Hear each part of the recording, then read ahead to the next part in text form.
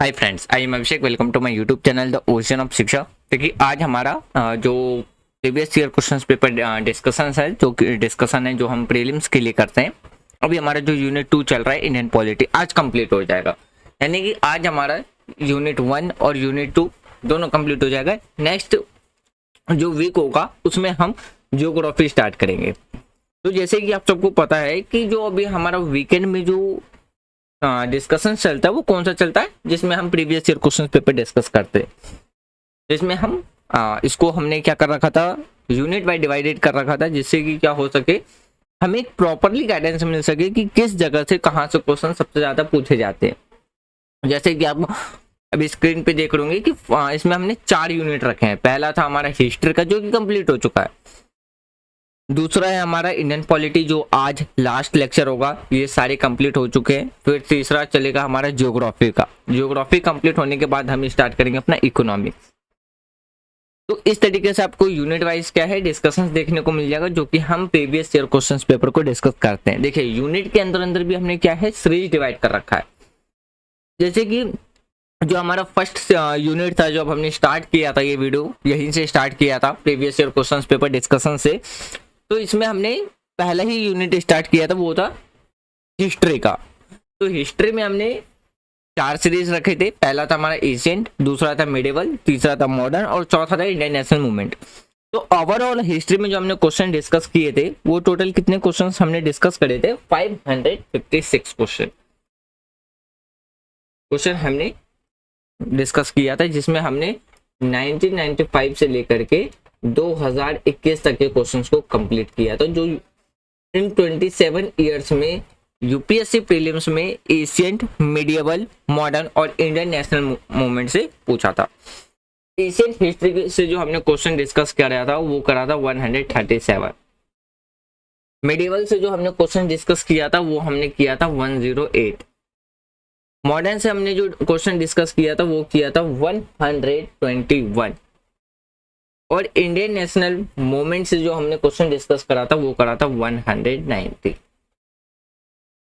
तो टोटल हमने 556 क्वेश्चंस हमने डिस्कस करा था। आज मैं लास्ट में आपको बताऊंगा कि यदि आप सिविल सर्विस एग्जामिनेशंस के प्रिपरेशंस कर रहे हैं और आपको मेंस के लिए आप कंफ्यूज हैं कि कौन कौन से बुक पढ़नी चाहिए, तो वो मैं आपको आज वीडियो के एंड में बता दूंगा, जो काफ़ी ज़्यादा इजी लैंग्वेजेस पे मैं भी फॉलो करता हूँ। तो इसलिए मैं सजेस्ट करूंगा कि आप वो अगर बुक फॉलो करेंगे, या ज़्यादातर जो सेलेक्टेड कैंडिडेट है वो वही बुक फॉलो करते हैं, तो वो बुक लिस्ट भी मैं आपको बता दूंगा। अगर आप लास्ट तक वीडियो में रुकते हैं तो बता दूंगा मैं, आपको पता भी चल जाएगा और काफ़ी हद तक हेल्प हो जाएगा। जो फर्स्ट टाइम वीडियो देख रहे हैं या जो अभी जर्नी स्टार्ट कर रहे हैं, तो उनके लिए काफ़ी ज़्यादा हेल्प रहेगा, क्योंकि सबसे ज़्यादा जरूरी होता है सिलेबस और बुक आइडेंटिफाई करना है कि हमें कौन सी बुक फॉलो करनी है।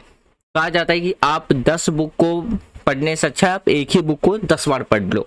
तो वही बुक मैं आपको बता दूंगा, जो आपके लिए इजी मतलब जो बुक इजी लैंग्वेज में भी है और काफ़ी ज़्यादा पॉपुलर है। अगर आपको बुक लेना हो तो आप ऑनलाइन भी ले सकते हैं, या आप जीटीबी नगर जाकर के भी ले सकते हैं, वहाँ पे आपको डिस्काउंट में भी मिल जाएंगी बुक। फिर देखिए, अगर बात करते हैं यूनिट 2 जो था हमारा, वो था इंडियन पॉलिटी, जो भी चल रहा है। आज हमारा लास्ट सीरीज चलेगा लीगल राइट्स और उसके इशू के बारे में। ऑलरेडी हमने constitution and political system, government and administration, Panchayati Raj, ये जब हम एम लक्ष्मीकांत में पंचायती राज और पब्लिक पॉलिसी डिस्कस कर रहे थे, उसी टाइम हमने डिस्कस कर लिया था। तो यूनिट 3 भी हमारा कंप्लीट हो चुका है। सॉरी, जो यूनिट 2 का सीरीज 3 है वो भी कंप्लीट हो चुका है। जुडिशरी चल रहा है, जुडिशरी कंप्लीट हो चुका है। लीगल राइट चल रहा है, आज हमारा लास्ट लेक्चर है, आज हमारा ये भी कंप्लीट हो जाएगा। उसके बाद हम स्टार्ट करेंगे अपना ज्योग्राफी। ज्योग्राफी में physical geography, world political geography, geography of India और एग्रीकल्चर के क्वेश्चन डिस्कस करेंगे। एक चीज और, जो हमने पॉलिटी में क्वेश्चन डिस्कस किया है वो टोटल डिस्कस हो जाएगा हमारा आज, जो कंप्लीट होगा 390। इसमें से 101 क्वेश्चन हमने पूछा है, डिस्कस करा है। कॉन्स्टिट्यूशन एंड पॉलिटिकल सिस्टम से, गवर्नमेंट एंड एडमिनिस्ट्रेशन से हमने 132 क्वेश्चन डिस्कस किया है। फिर पंचायती राज से अगर बात करें तो उसमें हमने 31 क्वेश्चन डिस्कस किया है। और अगर हम जुडिशरी लीगल राइट से बात करते हैं तो 55 क्वेश्चन हमने डिस्कस आज इसमें किया है। तो आप अगर ओवरऑल क्वेश्चंस के वेटेजेस को देखो तो आपको पता चल जाएगा कि कौन सा टॉपिक कितना ज्यादा इंपॉर्टेंट है और कहाँ से क्वेश्चन सबसे ज्यादा पूछे जा रहे हैं। फिर उसके बाद हम अगर ज्योग्राफी की बात करें तो ज्योग्राफी में हम टोटल जो क्वेश्चन डिस्कस करेंगे वो 515 क्वेश्चन डिस्कस करेंगे, जिसमें से अगर बात करें फिजिकल ज्योग्राफी से हम 123, world political geography 89, world political geography से 89 क्वेश्चन, ज्योग्राफी ऑफ इंडिया से अगर बात करें तो हम जो इसमें क्वेश्चन डिस्कस करेंगे वो कितने क्वेश्चन होंगे हमारे 220 एमसीक्यू क्वेश्चंस प्रैक्टिस होगा। और एग्रीकल्चर की बात करें तो इसमें हम 70 क्वेश्चंस को डिस्कस करेंगे। तो ये सारे क्वेश्चंस होंगे जो कि हम अलग अलग टॉपिक से अलग अलग क्वेश्चंस हम डिस्कस करेंगे। उसके बाद जब हमारे यूनिट 3 कंप्लीट हो जाएगा तब स्टार्ट करेंगे अपना यूनिट 4 जो कि होगा हमारा इकोनॉमिक्स एंड सोशल डेवलपमेंट। इसके लिए आप क्लास 11 एंड क्लास 12 की जो इकोनॉमिक्स है आप उसको फॉलो कर सकते हैं। एनसीईआरटी बेसिक यहीं से स्टार्ट हो जाता है। वैसे कहा जाता है कि आप 9 से स्टार्ट कर लें तो बेसिक जो इकोनॉमिक्स है वो वहीं से स्टार्ट होती है। तो ये भी हमारा 5 सीरीज में डिवाइडेड रहेगा। जो पहला चलेगा हमारा structure of the Indian economy और डेमोग्राफिक, दूसरा चलेगा हमारा poverty, planning, finance and economics पे। फिर डिस्कस करेंगे हम agriculture in the national economy. फिर जो हमारा 4th सीरीज होगा वो चलेगा Indian industries and trade. 5th चलेगा Indian tertiary sector in the Indian economy. इसमें जो हम क्वेश्चन नंबर डिस्कस करेंगे वो टोटल हम इसमें कितने क्वेश्चंस करेंगे 385 क्वेश्चंस डिस्कस करेंगे। तो इस तरीके से हमारे यूनिट वाइज डिवाइडेड भी सीरीज चल रही है जिसमें हम प्रीवियस ईयर के क्वेश्चंस पेपर डिस्कस कर रहे हैं। इसके साथ साथ एम लक्ष्मीकांत जो कि एक स्टैंडर्ड बुक है उसको भी कवर कर रहे हैं, वो भी अब कंप्लीट होने वाली है। वो कंप्लीट हो जाएगा तो उसके बाद हम अपना हिस्ट्री स्टार्ट कर लेंगे जो कि एशियंट से ही चलेगा। पहले हम एशियंट कंप्लीट करेंगे, एशियंट कंप्लीट होने के बाद मिडिवल, मिडिवल के बाद मॉडर्न, उसके बाद इंडियन नेशनल मूवमेंट। क्योंकि सबसे ज्यादा जो क्वेश्चंस पूछे गए हैं प्रीलिम्स के अंदर हिस्ट्री के अंदर में, तो एक तो इंडियन नेशनल मूवमेंट से 190 क्वेश्चन, उसके बाद बात करते हैं मॉडर्न 123 और उसके बाद एशियंट 121 क्वेश्चंस पूछे गए। मिडिवल से सबसे कम क्वेश्चन पूछे गए 108 क्वेश्चन। तो आप अगर क्वेश्चन नंबर की संख्या देख लो तो आपको इजीली पता चल जाएगा कि किस टॉपिक से सबसे ज्यादा क्वेश्चंस पूछे जा रहे हैं। तो चलिए स्टार्ट करते हैं हम अपना आज का वीडियो जिसमें हम क्वेश्चंस डिस्कस करते हैं। तो देखिए आज का जो पहला क्वेश्चन है इसमें आपको बताने की कौन सा स्टेटमेंट करेक्ट पूछ रहा है, किसके रिगार्डिंग में, कंज्यूमर राइट या प्रिविलेज राइट जो होता है यानी कि जो विशेष अधिकार होता है उसके रिगार्डिंग में, किसके अंडर में, जो प्रोविजन दे रखा है हमारे इंडियन लॉ के अंदर में। तो अब उसके रिगार्डिंग में बताने 3 स्टेटमेंट दिए गए, इन तीनों में से बताने कि कौन सा स्टेटमेंट करेक्ट है। देखिए अगर आप में से किसी ने 2022 में अगर एग्जाम दिया हो तो उस टाइम पे सिविल सर्विस ने क्या किया था कि ये जो एलिमिनेशन मेथड वाले जो ऑप्शंस थे उसको चेंज करके पेयर्स में कर दिया था। मतलब जैसे कि ऑप्शन में डाल दिया था only 1 pairs are correct, option B था only 2 pairs are correct, option C था ऑल पेयर्स आर करेक्ट और ऑप्शन डी था नन ऑफ द अबव। तो इस तरीके से क्या है जो हमारे ऑप्शंस पैटर्न था उसको उसने क्या किया था, चेंज कर दिया था। तो जैसे देखिए पहले स्टेटमेंट कहता है कि जो कंज्यूमर है, कंज्यूमर मतलब जो किसी भी प्रोडक्ट को या सर्विसेज को बाय करके उसको कंज्यूम करने का काम करता है। ये भी आपको इकोनॉमिक्स के ही बेसिस क्वेश्चन है।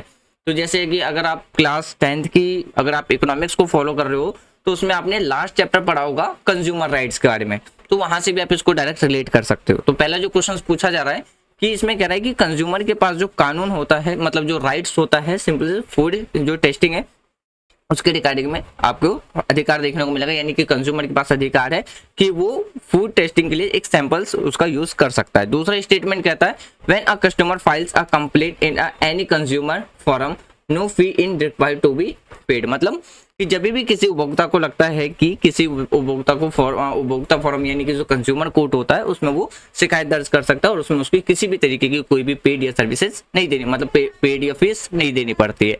तीसरा स्टेटमेंट कहता है कि in a case of death of consumer, यानी कि किसी केस में कंज्यूमर की डेथ हो जाती है तो वो लीगल हियर कर सकता है, फाइल कंप्लेंट कर सकता है किसी में कंज्यूमर फोरम में इसके बिहाफ पे की डेथ के बिहाफ पे। तो अब इन तीनों में से बताने कि कौन सा जो प्रिविलेज राइट विशेष अधिकार मिलता है कस्टमर को, कंज्यूमर को किसके रिगार्डिंग में, लॉ इन इंडिया यानी कि जो प्रोविजन है हमारी कंट्री के अंदर में उसके रिगार्डिंग में। पहला ऑप्शन है ओनली 1, ऑप्शन बी है 2 and 3, ऑप्शन सी है 1 and 3 और ऑप्शन डी है तीनों। अगर आप पेयर के हिसाब से देख लो option A only 1 pair, option B only 2, option C है all pairs are correct, option D है कोई से भी पेयर्स करेक्ट नहीं है। तो इसका जो राइट आंसर मिलेगा वो आपको मिलेगा ऑप्शन सी। ऑप्शन सी में जैसे कि हमारे से पहले और तीसरा ही स्टेटमेंट करेक्ट है, दूसरा स्टेटमेंट हमारा इनकरेक्ट है। देखिए अगर बात करते हैं कंज्यूमर के पास ये विशेष प्रिविलेज राइट रहता है, विशेष अधिकार रहता है कि वो किसी को भी फूड को अगर वो यूज कर रहा है, कंज्यूम करेगा, तो उससे पहले वो क्या कर सकता है, टेस्ट कर सकता है एक छोटे से सैंपल्स के फॉर्म में। यदि किसी कंज्यूमर की डेथ हो जाती है तो वो लीगल फाइल कंप्लेन कर सकता है कंज्यूमर फोरम में। लेकिन अगर हम बात करते हैं कि उन्हें कोई भी सर्विसेज या कोई भी पेड या फी की रिक्वायरमेंट नहीं है, तो ये गलत है, उन्हें जो फी है वो उन्हें पे करनी पड़ती है। तो इस वजह से जो हमारा राइट ऑप्शन वो है ऑप्शन सी। अगर हम पेयर्स के अकॉर्डिंग बात करें तो इसका जो राइट आंसर होगा वो होगा ऑप्शन बी, यानी कि सिर्फ और सिर्फ हमारे 2 पेयर ही करेक्ट हैं। अगला क्वेश्चन देखते हैं। अगला जो क्वेश्चन है इसमें से बताना है कि सुप्रीम कोर्ट के पास कौन सा पावर है किसके रिगार्डिंग में, डिस्ट्रीब्यूट, जो कि सेंट्रल और स्टेट के बीच में जो डिस्ट्रीब्यूट होता है उसके रिगार्डिंग में। जैसे कि ऑप्शन ए है एडवाइजरी जुडिक्शन, जुडिक्शन मुताबिक भी सकते हैं क्षेत्राधिकार, मतलब ये होता है कि सुप्रीम कोर्ट के पास कहाँ कहाँ किस किस एरिया तक वो अपना क्या कर सकता है, पावर का यूज कर सकता है। जैसे कि अगर हम सेंट्रल और स्टेट के डिस्ट्रीब्यूट की बात करते हैं तो उसमें जैसे ऑप्शन ए है advisory jurisdictions, option B appellate jurisdictions, option C है ओरिजिनल जुडिक्शंस और ऑप्शन डी है रिट जुडिक्शंस। तो इनमें से बताना है कौन सा अधिकार सुप्रीम कोर्ट के पास देखने को मिलता है जब सेंट्रल और स्टेट के बीच में डिस्ट्रीब्यूट होता है। डायरेक्ट क्वेश्चन है लक्ष्मीकांत का और ये क्वेश्चन पूछा गया था 2014 में। तो इसका जो राइट आंसर मिलेगा वो मिलेगा आपको ऑप्शन सी, ऑप्शन सी यानी कि ओरिजिनल जुडिक्शंस। अब देखिए ओरिजिनल जुडिक्शंस के अंदर जो मेंशन किया गया है सुप्रीम कोर्ट के जो क्षेत्र अधिकार है जब सेंट्रल और स्टेट के बीच में क्या होता है, डिस्ट्रीब्यूट होता है। सेंट्रल और एक या एक से ज्यादा स्टेट के बीच में जो डिस्ट्रीब्यूट होता है उसको रिजोल्यूशन सुप्रीम कोर्ट ही करता है। या हम सेंट्रल या एनी स्टेट या हम स्टेट टू स्टेट की भी बात करते हैं तो वन साइड या वन मोर साइड जो स्टेट होता है उसके रिगार्डिंग में भी सुप्रीम कोर्ट के पास ही पावर देखने को मिलेगा। तो बिटवीन अगर हम 2 और मोर स्टेट की बात करते हैं तो उसमें क्या रहता है, जो फेडरल का मतलब होता है जिसमें कि अगर हम पावर शेयरिंग की बात करते हैं, फेडरल एक तरीके से कह सकते हो कि पावर जो रहता है वो हॉरिजॉन्टली डिवाइडेड होता है, यानी कि पहले सेंट्रल से मतलब फेडरल में आप कह सकते हो कि हॉरिजॉन्टल और वर्टिकली दोनों क्या होता है, पावर डिवाइडेड होता है। जैसे central, state, local level government, या अगर हम बात करते हैं एग्जीक्यूटिव, जुडिशरी, एग्जीक्यूटिव, लेजिस्लेटिव और जुडिशरी से, तो उसके बीच में जो भी डिस्ट्रीब्यूट रहते हैं तो सुप्रीम कोर्ट के पास क्या है, ओरिजिनल जुडिक्शंस का पावर देखने को मिल जाएगा। तो इसका मतलब जो राइट आंसर है वो आपको ऑप्शन सी देखने को मिलेगा, यानी कि जुडिक्शंस पावर। नेक्स्ट क्वेश्चन देखते हैं। ये पूछा गया था 2016 में। इसमें आपके पास 2 स्टेटमेंट दिए गए, किसके रिगार्डिंग में, ग्राम न्यायालय एक्ट के रिगार्डिंग में। ये डायरेक्ट क्वेश्चन है किससे, जो लोकल लेवल गवर्नमेंट है उसके रिगार्डिंग में। इसमें से बताना है दोनों में से कौन सा स्टेटमेंट करेक्ट है। अगर हम बात करते हैं पहला स्टेटमेंट, यानी कि इस कानून के अनुसार, यानी कि ये जो अधिनियम था उसके अनुसार जो ग्राम न्यायालय है तो वो क्या कर सकता है, कोई भी ओनली वो सिर्फ क्या है, सिविल केस ही क्या कर सकता है, सुन सकता है। क्रिमिनल केस के रिगार्डिंग में उनके पास कोई भी अधिकार नहीं है। दूसरा स्टेटमेंट कहता है ये जो एक्ट है ये अलाउ करता है कि जो लोकल सर्विस एक्टिविटीज है या हम मेडिटेट्स की बात करते हैं तो उसके रिगार्डिंग में जो लोकल सोशल एक्टिविटीज है उसके रिगार्डिंग में क्या है, ग्राम पंचायत को ये अलाउ करता है। अब बताना है इन दोनों में से कौन सा स्टेटमेंट करेक्ट है। ऑप्शन ए है ओनली 1, ऑप्शन बी है ओनली 2, ऑप्शन सी है बोथ, यानी कि दोनों ही स्टेटमेंट करेक्ट है, और ऑप्शन जो डी है वो है 1 एंड ना तो पहला ना तो दूसरा, दोनों में से कोई सा भी स्टेटमेंट करेक्ट नहीं है। देखिए क्वेश्चन अटेम्प्ट करने से पहले ये जरूर फाइंड आउट कर लीजिए कि क्वेश्चन में पूछ क्या रहा है, करेक्ट या इनकरेक्ट। कई बार ऐसा ही होता है कि करेक्ट क्वेश्चन पूछते हुए बीच में एक इनकरेक्ट डाल देता है कि आपको बताना है इसमें से कौन सा स्टेटमेंट इनकरेक्ट है। तो कई बार हम फ्लो में जब क्वेश्चन पेपर सॉल्व कर रहे होते हैं तो पूछा होता है इनकरेक्ट, हम लगा के आते हैं करेक्ट, तो उसमें से भी क्या होते हैं, मार्क्स कटने के चांसेस हो जाते हैं। तो इससे जो 2 नंबर भी कटते हैं तो ऊपर से जो आपकी रैंकिंग होती है, अगर आप कट ऑफ लिस्ट की बात करें तो एक पूरा साल खराब कर देता है अगर एक क्वेश्चन अगर गलत हो जाता है। तो ये जरूर ध्यान रखिए क्वेश्चन में कि पहले वो पूछ क्या रहा है, करेक्ट में पूछ रहा है या इनकरेक्ट में पूछ रहा है। तो इसका जो राइट आंसर मिलेगा वो आपको मिलेगा ऑप्शन बी। देखिए हर एक ग्राम पंचायत की बात, ग्राम न्यायालय की बात करते हैं तो उनके पास जुडिक्शंस मजिस्ट्रेट देखने को मिलेगा जो कि फर्स्ट क्लासेस करेगा, और प्रिसाइडिंग ऑफिसर देखने को मिलेगा जो कि अपॉइंट किया जाता है किसके द्वारा, स्टेट गवर्नमेंट के द्वारा, यानी कि राज्य सरकार के द्वारा। और किसके कंसल्टेशंस पे, किसके परामर्श पे, तो हाई कोर्ट के जो कंसल्टेशन से एडवाइजेस पे, उसके बेसिस पे क्या है, अपॉइंट किया जाता है। ग्राम न्यायालय एक्ट अगर हम बात करते हैं ये 2008 में आया था, और लेकिन अगर हम इसके फोर्स की बात करते हैं यानी कि जो इम्प्लीमेंट हुआ था, लागू हुआ था, वो 2 अक्टूबर 2009 को हुआ था। इसका जो मेन ऑब्जेक्टिव था यानी कि जो उद्देश्य था वो क्या था, प्रोवाइडेड कराना जो इनएक्सपेंसिव जो जस्टिस है लोगों तक गांव के क्षेत्र में, यानी कि जो भी ग्रामीण एरिया है। ग्राम पंचायत की बात करते तो वो ट्राई करता है कि जो भी वो क्या है सिर्फ मतलब क्रिमिनल केसेस भी सुन सकता है, जो सिविल स्वीट्स है उसको भी सुन सकता है। मतलब अगर आप कह ले तो जो सिविल केसेस होते हैं वो क्लेम कर सकता है जो भी डिस्ट्रीब्यूटर्स हैं, या अगर हम बात करें जो फर्स्ट शेड्यूल के अंदर या हम जो सेकंड शेड्यूल के अंदर जो मेंशंस है, तो इसके रिगार्डिंग में ग्राम एक्ट या जो न्यायालय एक्ट है उसके रिगार्डिंग में आपको उसके अंदर में देखने को मिल जाएगा। ग्राम न्यायालय एक्ट की बात करते हैं वो सपोर्ट करता है कि वो ट्राई कर सके, कोशिश कर सके जो भी सेटल डिस्ट्रीब्यूट है, यानी कि जो भी डिस्ट्रीब्यूट है लड़ाई झगड़े, उसको वो क्या कर सके, सॉल्व आउट कर सके, ताकि लोकल लेवल तक में भी क्या है जस्टिस को पहुंचाया जा सके। तो इसके ये आपको इस वजह से देखने को मिल जाएगा जो हमारा ऑप्शन बी है वो आपको क्या देखने को मिलेगा, करेक्ट आंसर मिलेगा। ऑप्शन सिर्फ और सिर्फ हमारा दूसरा ही स्टेटमेंट करेक्ट है, और पहला स्टेटमेंट सिर्फ इसलिए गलत है, यहाँ पे सिर्फ और सिर्फ ओनली लग गया। यहाँ पे अगर सिर्फ ओनली की जगह रहता कि वो सिविल केस सुन सकता है, क्रिमिनल केस नहीं, बस इस वजह से यहाँ पे हमारा पहला स्टेटमेंट इनकरेक्ट हो जाता है। वो सिविल केसेस भी सुन सकता है और ट्राई करता है कि जो क्रिमिनल केसेस है उस पर भी वो क्या करे, सॉल्यूशंस निकाले। जैसे आपने हीरा ठाकुर वाला जो हीरा ठाकुर वाला मूवी है उसमें आपने देखा होगा कि उसको क्या है गांव से निकालने का आदेश दे दिया जाता है। मतलब ग्राम न्यायालय उनके पास ये अधिकार रहता है कि वो किसी को पनिशमेंट कर दे सके। बस एक चीज याद रखिएगा कि जैसे वो लाइफ प्रिजनमेंट का पनिशमेंट है, या अगर हम डेथ की पनिशमेंट की बात करते हैं, वो देने का पावर इनके पास नहीं है। वो देने का अधिकार सिर्फ और सिर्फ किसके पास, या तो जो डिस्ट्रिक्ट लेवल पे जो कोर्ट्स होते हैं, या हम हाई कोर्ट की बात करते हैं, या सुप्रीम कोर्ट, इन्हीं के पास आपको देखने को मिलेगा। फिर अगला क्वेश्चन देखते हैं। अगला क्वेश्चन पूछा गया था 2017 में, और इसके किसके रिगार्डिंग में पूछा गया था, जुडिशियल रिव्यू इम्पाइल्स के रिगार्डिंग में। यानी कि अगर हम भारतीय न्यायिक समीक्षा की बात करते हैं तो उसका मतलब क्या है, उसके रिगार्डिंग में पूछा गया था। और जो ऑप्शन दिए गए वो आपको स्टेटमेंट के फॉर्म में दिया गया है। जैसे पहला ऑप्शन है the power of judiciary to pronounce upon the constitutionality of law and executive order, मतलब कि कानून और कार्यकारी जो भी आदेशों की जो संवैधानिकता पर वो क्या है, निर्णय देने की न्यायपालिका की शक्ति, पावर देखने को मिलेगा। ऑप्शन बी कहता है जो पावर है जुडिशरी का वो क्वेश्चंस क्या कर सकता है, राइज कर सकता है, यानी कि सवाल उठाने की भी पावर उनके पास देखने को मिलता है। या हम बात करते हैं जो तीसरा ऑप्शन सी है वो कहता है कि जो भी लेजिस्लेचर है, यानी कि जो विधानमंडल है, उनके द्वारा जो भी एक्ट लाया जाता है या जो भी कानून लाया जाता है, तो उनके रिगार्डिंग में जो प्रेसिडेंट के द्वारा उनकी सहमति दिए जाने से पहले भी क्या जो विधायिक अधिनियमों की समीक्षा करने की न्यायपालिका के पास पावर देखने को मिलता है। और चौथा जो ऑप्शन है आपके पास वो क्या कहता है कि जो पावर है जुडिशरी का वो रिव्यू करने का पावर देखने को मिलेगा, यानी कि खुद के जजमेंट पे यदि जो जुडिशरी अगर कोई निर्णय देती है तो अपने ही निर्णय पे क्या है उनको रिव्यू करने का पावर उनके पास है, यदि गिवन अर्लियर इन सिंपलर और डिफरेंट केसेस के बेसिस पे।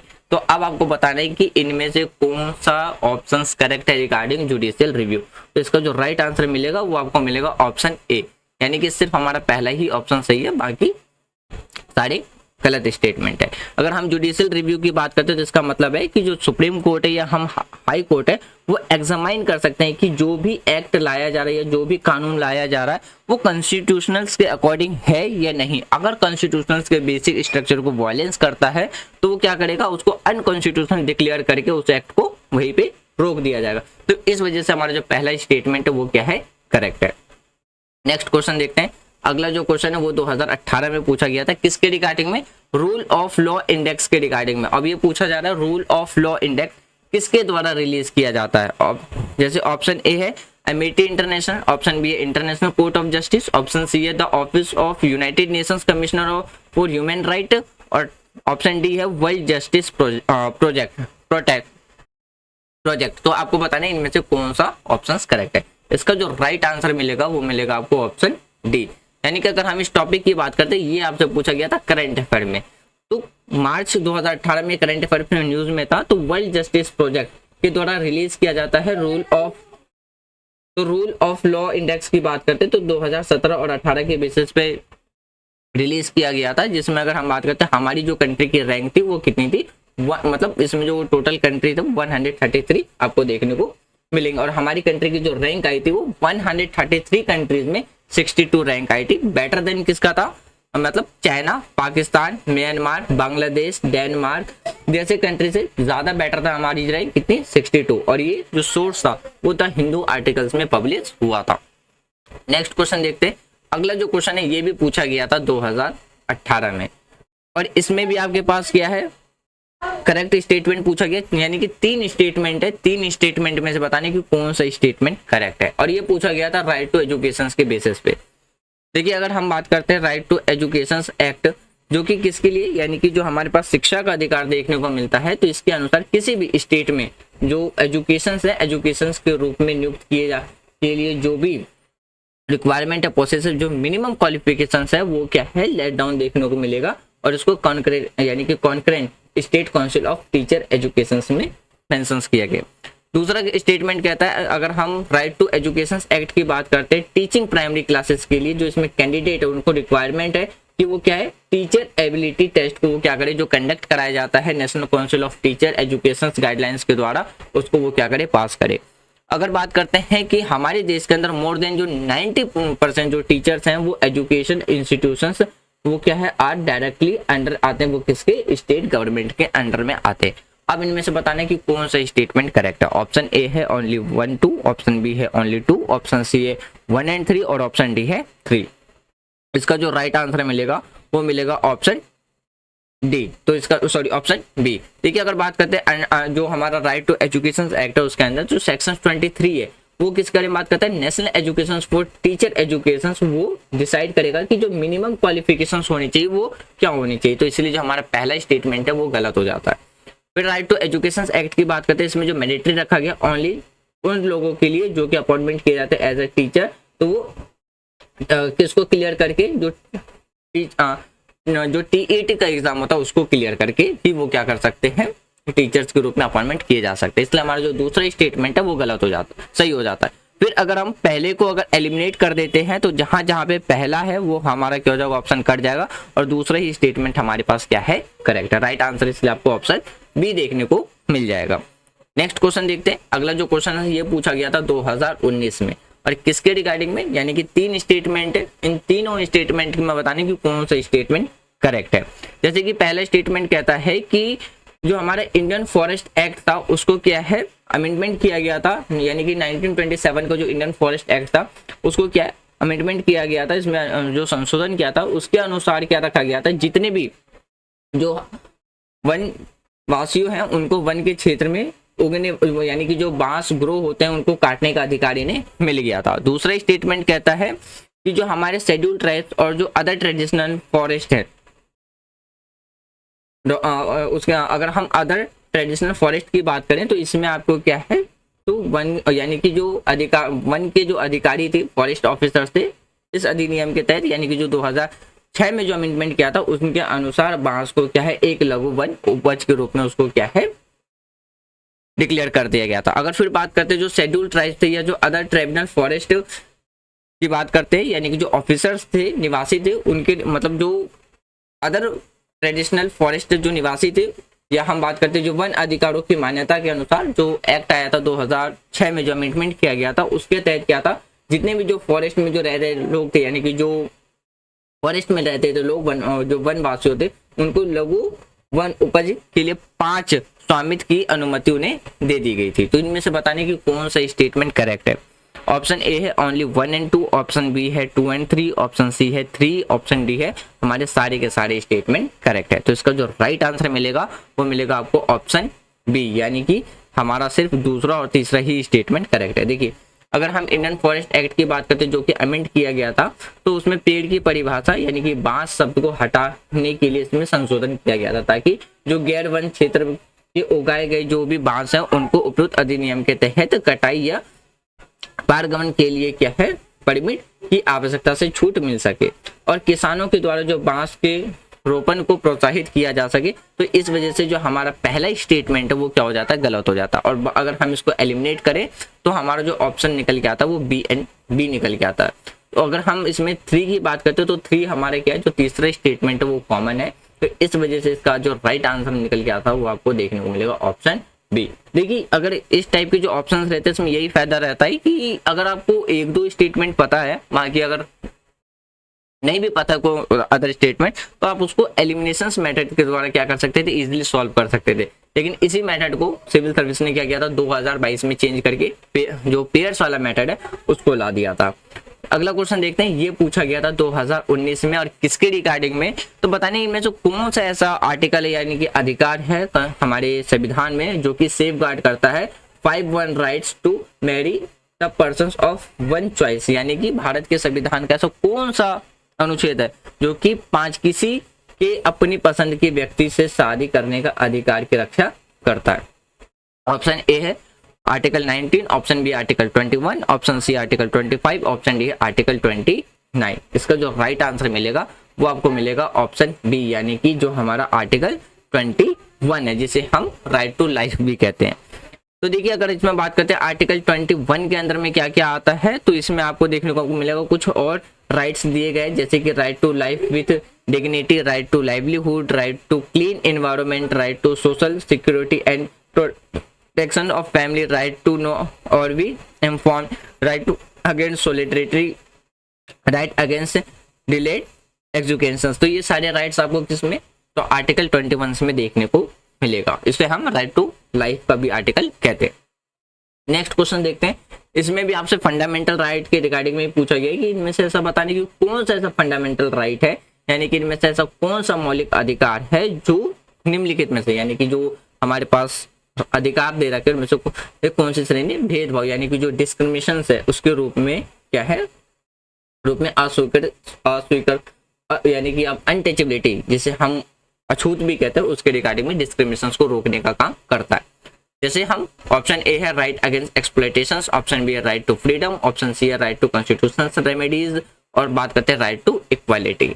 अब जैसे देखिए अगर हम राइट टू कॉन्स्टिट्यूशनल रेमेडीज की बात करते हैं तो ये आपको किसके अंदर देखने को मिलेगा, आर्टिकल 32 के अंदर देखने को मिलेगा, तो यानी कि ऑप्शन सी तो हमारा हो नहीं सकता है। अगर हम राइट अगेंस्ट एक्सप्लॉयटेशन की बात करते हैं तो ये भी नहीं होगा, क्यों, क्योंकि ये हमारे लाइफ के रिगार्डिंग से जुड़े हुए, तो इसका जो राइट आंसर मिलेगा वो मिलेगा आपको ऑप्शन डी यानी कि राइट टू इक्वालिटी। और राइट टू इक्वालिटी की बात करते हैं तो आर्टिकल 14 से लेकर के 18 तक में हमें राइट टू इक्वालिटी दी गई है। तो जो पहला ही हमारे पास जो फंडामेंटल राइट दिया गया वो राइट टू इक्वालिटी की ही दी गई है। तो देखिए अगर हम फंडामेंटल राइट की बात करते हैं जो किससे रिलेटेड है, इक्वालिटी से रिलेटेड है, तो आर्टिकल 14 में क्या कहता है कि हर एक पर्सन इक्वल है किसके सामने, कानून के सामने। ऑप्शन बी की अगर हम आर्टिकल 15 की बात करते हैं वो किसके रिगार्डिंग में बात करता है, डिस्क्रिमिनेशन के बारे में बात करते हैं, यानी कि जो भी कास्ट के बेस पे, रेसेस के बेस पे, जेंडर के बेस पे या हम प्लेस ऑफ बर्थ के बेसिस की बात करते हैं, जो डिस्क्रिमिनेशन है उसके वॉयलेशंस की उसको रोकने की बात करता है आर्टिकल 15 में। आर्टिकल 60 में क्या है, लोगों को इक्वल समानता समान अवसर दिया जाएगा किसी भी पब्लिक एम्प्लॉयमेंट में, यानी कि जो भी गवर्नमेंट जॉब की बात करते हैं। और आर्टिकल 17 में आपको देखने को मिलेगा एवोल्यूशंस ऑफ अनटचेबिलिटी और आर्टिकल 18 में किसके देखने को मिलेगा, एवोल्यूशंस ऑफ टाइटल्स के बारे में। तो ये सारी चीजें आपको फंडामेंटल राइट्स के अंदर देखने को मिल जाएंगी। अगला क्वेश्चन है, अगले क्वेश्चन में भी यही है, आपके पास 4 स्टेटमेंट है, इन 4 स्टेटमेंट में से बताना है कि कौन सा स्टेटमेंट करेक्ट है। जैसे पहला स्टेटमेंट कहता है कि persons with the annual income of less than rupees 1 10 100 1000 10,000 lakh यानी कि 1 लाख, यानी कि अगर हम बात करते हैं रुपए से कम वार्षिक, यानी कि अगर हम बात करते हैं एक पर्सन यानी कि 1 लाख रुपए से क्या करता है, कम पैसा कमाता है। दूसरा कहते हैं कि जो ट्रांसजेंडर है यानी कि रुपए से कम वार्षिक आय वाले ट्रांसजेंडर, यानी कि जिसमें आपको 2 लाख रुपए देखने को मिलेंगे। लेकिन ये किसके रिगार्डिंग में कर रहा है, जो लीगल सर्विस अथॉरिटीज है जो कि प्रोवाइड करता है फ्री लीगल सर्विसेज, उसके रिगार्डिंग में आपसे स्टेटमेंट यहाँ पे दिए गए, आपको बताना कौन सा स्टेटमेंट करेक्ट है। तीसरा स्टेटमेंट कहता है जो मेंबर्स है अदर बैकवर्ड क्लासेस, तो उनकी जो इनकम है अगर वो सालाना किससे कम है, 3 लाख से कम है। और जो फोर्थ स्टेटमेंट है जिसमें जितने भी सारे सीनियर सिटीजन है यानी कि जितने भी जो ओल्ड पर्सन है। अब बताने इसमें से कौन सा स्टेटमेंट करेक्ट है। ऑप्शन ए है ओनली 1 and 2, ऑप्शन बी है 3 and 4, ऑप्शन सी है 2 and 3 और ऑप्शन डी है 1 and 4। तो इसका जो राइट आंसर मिलेगा वो मिलेगा आपको ऑप्शन ए, यानी कि सिर्फ और सिर्फ हमारा पहला और दूसरा स्टेटमेंट से करेक्ट है, बाकी तीसरा चौथा इनकरेक्ट है।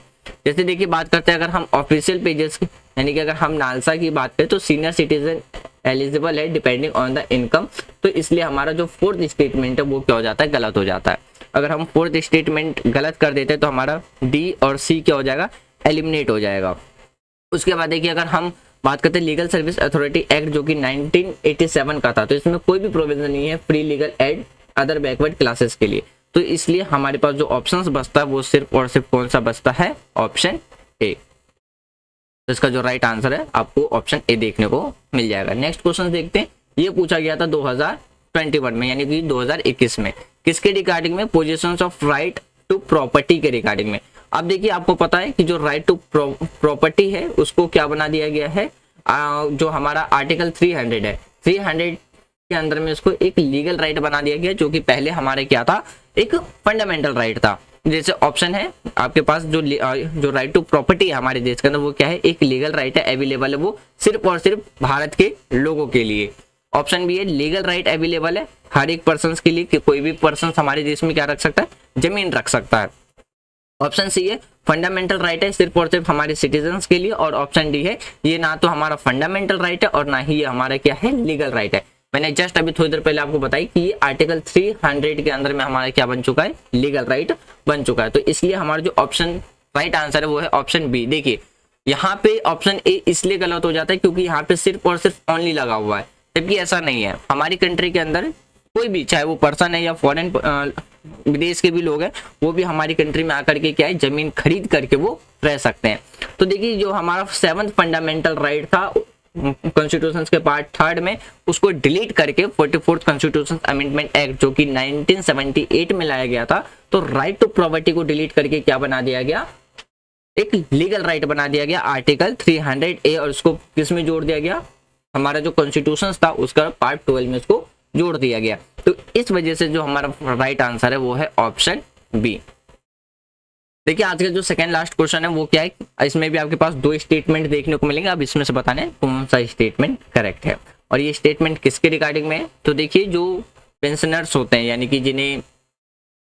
कि जो कैदी पर्याप्त जो मामले हैं उसके रिगार्डिंग में यहाँ से पूछा गया। तो यानी कि जब कोई भी कैदी यानी कि जो पनिशमेंट अपनी काट रहा हो तो पर्याप्त जो मामला बनता है, तो ऐसे कैदी को यानी कि जो पैरोल से यानी कि इनकार नहीं किया जा सकता है, क्योंकि उसे अधिकार का मामला बन जाता है। और ऑप्शन जो मतलब दूसरा जो स्टेटमेंट है वो कहता है कि स्टेट गवर्नमेंट यानी कि जो राज्य सरकार है, राज्य सरकार के पास कैदियों को पैरोल पर रिहा करने के अपने नियम होते हैं, यानी कि हर एक स्टेट का अपना अपना नियम होता है। अब इनमें से बताने की कौन सा स्टेटमेंट करेक्ट है। ऑप्शन ए है ओनली 1, ऑप्शन बी है ओनली 2, ऑप्शन सी है बोथ 1 and 2, और ऑप्शन डी है ना तो हमारा पहला स्टेटमेंट सही है ना तो हमारा दूसरा स्टेटमेंट सही। ये क्वेश्चन पूछा गया था 2021 में, तो इसका जो राइट आंसर मिलेगा वो मिलेगा ऑप्शन बी, यानी कि सिर्फ और सिर्फ दूसरा सही है, पहला ही करेक्ट है। देखिए अगर हम बात करते हैं जो पेनरोल का जो प्रावधान है किसी भी, या अगर हम बात करते हैं जो पनिशमेंट काट रहा है यानी कि जिसे पनिशमेंट दिया गया, यानी कि कैदी को अधिकार नहीं है कि वह विशेष अधिकार उसे दिया जाए, यानी कि जो प्रिविलेज अधिकार है। तो इसलिए हमारा जो पहला स्टेटमेंट है वो गलत हो जाता है। या हम बात करते हैं जेल और जो हिरासत में लिए गए जो व्यक्ति है वो राज्य के विषय में आता है, यानी कि स्टेट के अंडर में आता है। तो इसलिए हर एक स्टेट का अपना अपना क्या है आपको कानून देखने को मिलेगा, और वो किसके कौन से शेड्यूल में देखने को मिलेगा, 7th शेड्यूल के अंदर देखने को मिल जाएगा। तो इस बेसिस पे जो हमारा राइट आंसर है वो है ऑप्शन बी। आज का लास्ट क्वेश्चन, आज हमारी पॉलिटी यूनिट कंप्लीट हो जाएगी। अब इसमें बताने की जो राइट टू प्राइवेसी है वो किस आर्टिकल के अंदर में इसको प्रोटेक्ट किया गया है। आर्टिकल है ऑप्शन ए है article 15, option B article 19, option C article 21 और ऑप्शन डी आर्टिकल 29। देखिए राइट टू जो प्राइवेसी है ये आपको देखने को मिलेगा आर्टिकल 21 के अंदर में, यानी कि ऑप्शन हमारा जो सी है वो राइट आंसर है। तो अगर आप बात करते देखिए, अगर जो हमारा केस 1 यानी कि केएस पुट्टास्वामी केस था, तो उसमें यूनियन ऑफ इंडिया, और फिर बात करते हैं जो ORS जो लैंडमार्क जजमेंट था, तो इसमें सुप्रीम कोर्ट ने एक जो आदेश दिया था वो ये दिया था कि जो राइट टू प्राइवेसी होगा वो एक प्रोटेक्टेड होगा, यानी कि एक फंडामेंटल राइट होगा। वो किसके अंडर में आएगा, तो आर्टिकल 40, 19 और 21 के अंदर में आएगा। ये हमारे संविधान में मेंशन है। अगर राइट टू प्राइवेसी की बात करते हैं, इसकी जो प्रोटेक्टेड की बात रखी गई है वो राइट टू लाइफ और पर्सनल लाइबिलिटी के अंडर में रखा गया आर्टिकल 21 के अंदर में। और ये आपको किसके अंदर देखने को मिलेगा, एक फ्रीडम गारंटेड है हमारे कॉन्स्टिट्यूशन के पार्ट 3 के अकॉर्डिंग। तो इसलिए जो राइट आंसर है वो आपको क्या देखने को मिलेगा, ऑप्शन सी देखने को मिलेगा। अब यहाँ पे मैं आपको एक छोटी सी इन्फॉर्मेशन दे देता हूँ कि अगर आप मेंस के लिए प्रिपरेशन कर रहे हैं तो आपको कौन कौन सी बुक को क्या है फॉलो कर रहा है। देखिए जी, आपको पता है कि अगर हम मेंस की बात करते हैं तो उसमें 4 GS के पेपर होते हैं, GS1, GS2, GS3 और GS4। अगर हम GS1 की बात करते हैं जनरल स्टडी, तो इसमें आपसे पूछा जाता है हिस्ट्री से हिस्ट्री के रिगार्डिंग, जैसे कि आपका इंडियन स्ट्रगल मूवमेंट हो गया, तो इसके लिए आप बिपिन चंद्रा की बुक फॉलो कर सकते हैं। इंडियन आफ्टर इंडिपेंडेंस के लिए भी आप बिपिन चंद्रा की बुक फॉलो कर सकते हैं। एशियंट हिस्ट्री के लिए आप RS शर्मा की बुक फॉलो कर सकते हैं। हिस्ट्री ऑफ मेडिवल की बात करते हैं तो इसमें आप सतीश चंद्रा की बुक फॉलो कर सकते हैं। फिर अगर हम बात करते हैं इंट्रोडक्शन ऑफ इंडियन आर्ट, जो कि क्लास, इसके लिए आप 11th की जो NCERT बुक है आप उसको फॉलो कर सकते हैं। Geography of India and world की बात करते हैं तो इसमें मजीद हुसैन को फॉलो कर सकते हैं। ऑक्सफोर्ड एटलस फॉलो कर सकते हैं आप वर्ल्ड ज्योग्राफी के लिए। फिर central physical and human geography की बात करते हैं तो आप इसमें GC लियोन का बुक फॉलो कर सकते हैं। फिर आप क्लास 6 से लेकर के क्लास 12 तक की जो बेस NCERT है आप उसको फॉलो कर सकते हैं। उसके बाद अगर हम GS2 की बात करते हैं तो GS2 जो कि आपका गवर्नमेंट एंड एडमिनिस्ट्रेशन के रिगार्डिंग में होता है, तो इसमें आप इंडियन पॉलिटी के लिए M लक्ष्मीकांत फॉलो कर सकते हैं। कॉन्स्टिट्यूशन ऑफ इंडिया के लिए BB बौसा को फॉलो कर सकते हैं। इंडियन फॉरेन पॉलिसी के लिए आप राजीव सिकरी को फॉलो कर सकते हैं। फिर अगर बात करते हैं GS3 के लिए, GS3 जो कि आपका इकोनॉमिक्स बेस्ड होता है, तो इंडियन इकोनॉमी के लिए आप क्लास 9 से लेके क्लास 12 तक की NCERT और इंडियन इकोनॉमी के लिए रमेश सिंह को फॉलो कर सकते हैं। इन्वायरमेंट एंड डिजास्टर मैनेजमेंट के लिए आप टाटा MC ग्रो हिल्स को फॉलो कर सकते हैं।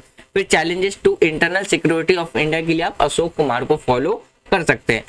जो कि हमारा ये तो GS3 बता दिया। GS4 जो कि हमारा एथिक्स का होता है, एथिक्स के लिए जिसमें आपका ethics, integrity, aptitude, civil services mains जो एग्जामिनेशन होता है उसके लिए आप सुब्बा राव को फॉलो कर सकते हैं। ये कुछ बेसिक्स बुक्स हैं जिनकी अगर आप लैंग्वेज की बात करो तो इजी लैंग्वेजेस देखने को मिल जाएंगे, तो आप इन बुक को फॉलो करके आप अपने मेंस की प्रिपरेशन कर सकते हैं। तो फ्रेंड्स आज का हमारा डिस्कशन यहीं तक था। आज हमारी पॉलिटी यूनिट भी कंप्लीट हो गई। नेक्स्ट वीकेंड से हम ज्योग्राफी स्टार्ट करेंगे। वीडियो के रिगार्डिंग में कोई भी सजेशन देना हो तो कमेंट बॉक्स ओपन है, कमेंट बॉक्स में दे सकते हैं। Thanks for watching friend, take care, जय हिंद।